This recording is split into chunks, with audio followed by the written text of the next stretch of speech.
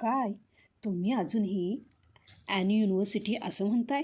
थांबा, तुम्ही मोठी चूक करताय. आपण शाळेत शिकलोय की AEIOU हे स्वर दिसले की ॲन लावायचं, पण इंग्रजी स्पेलिंगवर नाही तर उच्चारावर चालते. आता युनिव्हर्सिटी हा शब्द घ्या, सुरुवात कशापासून होते रे?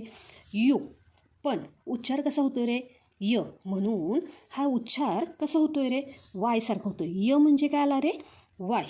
य हा स्वर नाही आहे, म्हणून तिथे येईल अ युनिव्हर्सिटी. काय येईल रे? A university.